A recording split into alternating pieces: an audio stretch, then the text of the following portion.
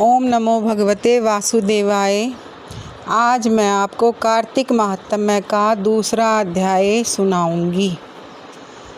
ब्रह्मा जी बोले कि हे पुत्र, तुलसी की मंजरी सहित भगवान शालिग्राम का जो एक बूंद चरणामृत पान करता है वह ब्रह्म इत्यादि बड़े बड़े पापों से मुक्त होकर वैकुंठ को प्राप्त कर लेता है। इसमें कोई संदेह नहीं है। जो भगवान शालिग्राम की प्रतिमा के आगे अपने पितरों का श्राद्ध करता है उसके पितरों को भी वैकुंठ प्राप्त हो जाता है।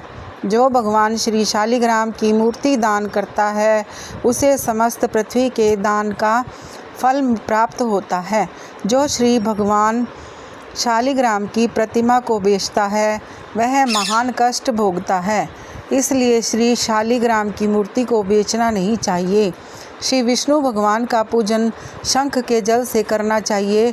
श्री शिव जी का पूजन बिल पत्रों से, सूर्य तुलसी से, गणेश जी का पूजन धतूरे के फूलों से, श्री विष्णु का पूजन कमल के पुष्पों से तथा श्री महालक्ष्मी जी का पूजन मालती अथवा चंपा के पुष्पों से करके प्राणी परम पद को पाता है।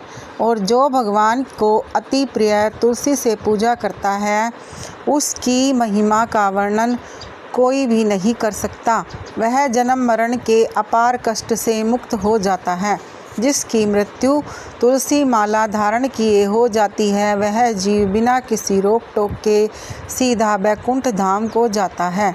जो तुलसी की छाया में अपने पितरों का श्राद्ध करता है उसके पितरों की अक्षय तृप्ति होती है। तुलसी का सिंचन गंगा, यमुना तथा नर्मदा में स्नान के समान होता है। तुलसी का वृक्ष उगाने और सींचने से तथा केवल स्पर्श करने से मनुष्य के मनसा, वाचा, कर्मणा ये तीनों प्रकार के पाप नष्ट हो जाते हैं।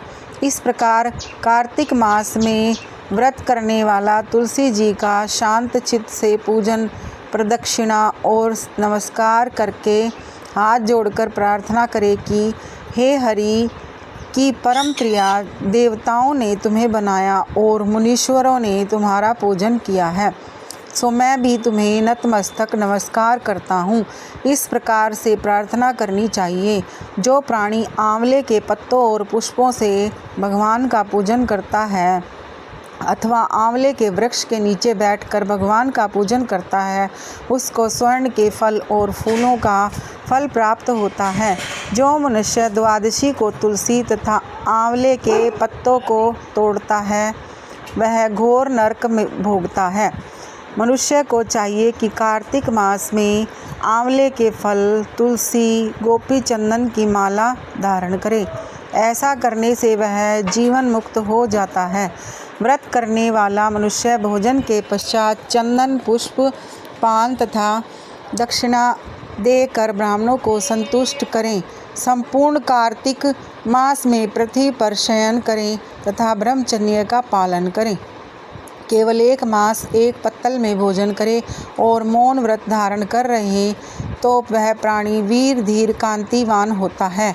जो मनुष्य एक समय आंवले के वृक्ष के नीचे पूर्ण कार्तिक मास भोजन करता है उसके एक वृक्ष के समस्त पाप क्षय हो जाते हैं। व्रत करने वाले को शहद, कांजी, दाल, तेल, कच्चा भोजन, दूसरे का अन्न तथा कोई भी तामसी तथा बुरे नामों वाला भोजन नहीं करना चाहिए। रविवार को आंवला खाना भी वर्जित है। देव, गौ, वेद तथा पर निंदा नहीं करनी चाहिए। मांस इत्यादि का सेवन तो क्या ध्यान भी नहीं करना चाहिए। मिट्टी में उत्पन्न हुआ नमक, मसूर, बासी भोजन, तांबे के पात्र में डाला हुआ दूध इत्यादि ये सब मांस के समान ही माने जाते हैं, अतः इनका प्रयोग नहीं करना चाहिए। केवल स्वयं अपने ही लिए बनाया गया भोजन भी मांस के समान होता है। लहसुन, प्याज, पृथ्वी का फूल, गोभी इत्यादि, गाजर, जंगली घिया, बैंगन, पेठा तथा दोबारा पकाया भोजन ये सब व्रत में नहीं खाने चाहिए। रजस्वला स्त्री, मल्लेच्छ, पतित तथा पाखंडी आदि से भूल कर भी बात नहीं करनी चाहिए। एकम को पेठा, दूज को बैंगन, तीज को पृथ्वी का फूल, चौथ को मूली, पंचमी को बेल फल, छठ का कलिंदा, सप्तमी को आंवला, अष्टमी को नारियल, नवमी को जंगली घिया, दशमी को परमल, एकादशी को बेर, द्वादशी को मसूर, त्रयोदशी को पान, चतुर्दशी अमावस्या तथा पूर्णमासी को नारी का शाक भूल कर भी नहीं खाना चाहिए। ओम नमो भगवते वासुदेवाय। ये हुआ कार्तिक महात्म्य का दूसरा अध्याय।